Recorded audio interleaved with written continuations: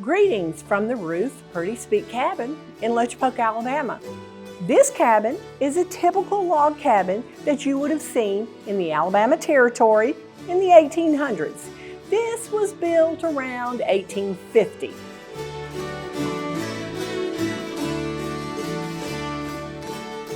Most cabins in the 1800s were approximately 400 square feet, kind of like a tiny home.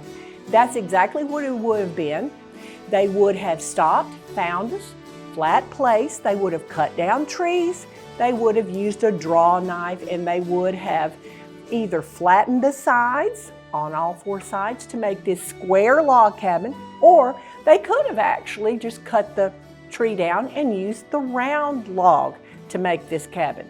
This cabin is not unique because most of them had a large area in between the two rooms that we call a dog trot. The dog trot part of the cabin would have provided for a couple of things.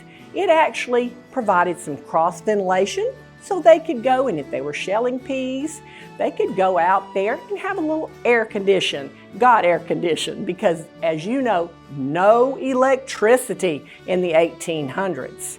So that dog trot got its name because the dog, the cat, could actually trot from one end of the cabin to the other end. So that is why we call this type of cabin the dog trot cabin.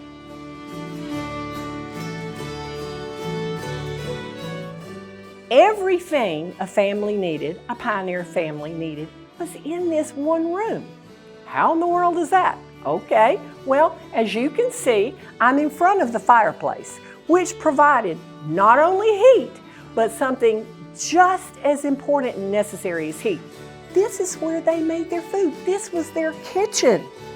The mom is going to get flour out of her flour bin or barrel, and she's going to put a little lard in it. What in the world is lard? Lard is the fat from a pig, okay? Maybe from a cow, but usually from a pig. She works it into the flour. She puts a little bit of buttermilk in there. So she's making up the biscuits. And wait a minute, where's the oven? Oh yeah, right down here on the hearth. Do you guys see this big cast iron pot down there? Okay, so that is called a Dutch oven. Now, the Dutch oven is cool because when you cook from it, you can pull coals out from the fire. You can actually put it under that Dutch oven. I'm gonna roll some dough in my hand, but then I'm gonna put that biscuit right there in that Dutch oven. Now, when I put the lid, now I know that isn't too hot, so I can pick it up right now. In a minute, I won't be able to. I put that lid on that Dutch oven, and then I can make it twice as hot. I'm gonna get some more coals. I can put it on the top of that Dutch oven. And now I have a real oven. All right, in about 13 minutes, I'll have a really good buttermilk biscuit. But wait a minute, where did the wood come from that morning? Was it the daddy that does all the work? You can be assured that if there's a 6, 7, 8, 9, 10-year-old girl or boy, they've already gone outside, gotten the eggs, gotten the wood, and so the mom is getting everything else ready here. Well, what's the dad doing? Is he snoozing in the bed? No. So the daddy might be preparing to go on a hunt. He may be hoeing the garden. He may have one of the kids out there with him, pulling weeds, planting seeds, because look, they had to either dry everything so it would keep. These are dried beans. This was a staple. A staple is something you had to have to survive. And these beans were a staple because when you dry the beans after you harvest them, they'll keep for months. So this is what they would have during the winter months and fall months. Okay? You say, well, how did they do it? All you do, put water in the pot, put the beans in the pot. Now, This was essential, this bean pot, because guys, they cooked beans, they cooked corn, they cooked stew, they cooked all kinds of cool chicken and dumplings if they butchered a chicken. And then I want you to know, I love this. Do you know what this arm thing is called that swings over the fire? It's called the crane.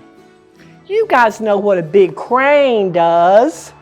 Move from here, bringing building materials to another spot. That's what our crane does here. It moves the bean pot over the fire.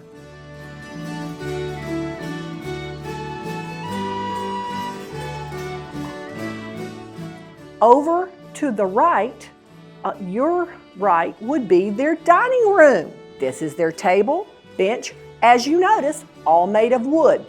Everything you see around, except for the fireplace utensils, the pots, the stone, do you notice it's all wood? These guys used the resources they had. So the mom called the dad in, he comes in, he washes up at the wash basin. So dad washes up, they sit down for the meal at the table. That was nooning, some of them called it, because they ate around noon. Now, if it was summertime, and if they didn't want to have to keep the fire going in the summer, they probably ate a late lunch, so they wouldn't need a big dinner. Because if you're eating a big dinner, you're gonna need that fire again. Okay, guys, y'all notice how everything is coming back to that fireplace and that hearth? I'm telling you, this was the heart of the home. Not just the hearth, it was the heart of the home. Okay, they finished with their meal. Now where are they going to just hang out for a little bit, maybe do some schooling? Guess what? Same place. In the dining room, the kids had to go to, oh no, yes they did, school. So we're at the table. The kids, the mom and the dad want to make sure they can do their sums. Guess that's math, right? So they're doing their sums. Mom and dad are making sure. They probably don't have paper, maybe a pencil. They might be using some slate, which would be a flat piece of rock. And they would use chalk maybe to write on the chalkboard. They would write 2 + 2 is 4, 3 + 3 is 6, and so on. Say they would do their math. Okay, they're doing reading as well. What are they reading from? They don't have a normal textbook, do they? Well, they may have picked up a McGuffey's Old Reader in town before they came to the territory. But a lot of times, guys, they were reading from the Bible. Imagine that, having to read those big words from the Bible. But if they knew their sounds, they could figure out any word.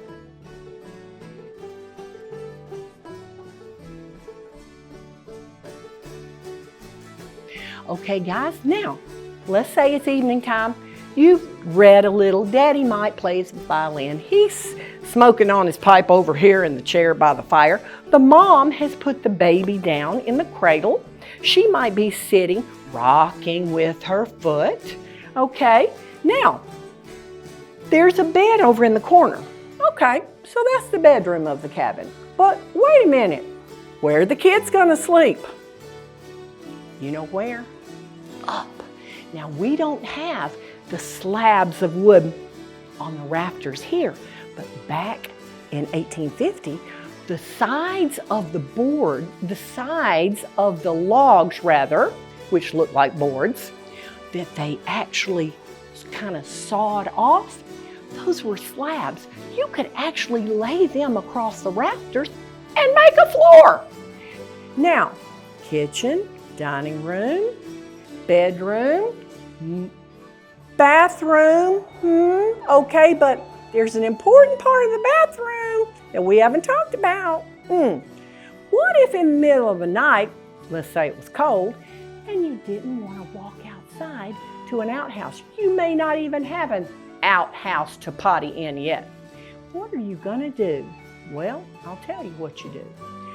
Your mom and dad have bought a chamber pot that they brought from the city or the town, and they made sure that you have a chamber pot upstairs and they have a chamber pot downstairs.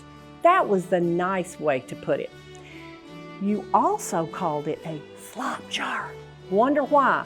Because if you had to get up in the night, sit on the potty, take the lid off, potty, then you put the lid back on, did you go out then and pour it out? No. You hoped it wouldn't smell. You put the lid back on, put it back under the bed, and then in the next morning, usually the kids had that nice job of taking the chamber pot or the slop jar and taking it out to a deep hole and pouring it in the hole. And you just hoped you didn't slop it out on you on the way to do that. That's why they called it the slop jar. So, pioneer living was hard, but they had fun. Do you think you could have lived out here in this cabin? Do you think you could have done it? I would have liked to have tried.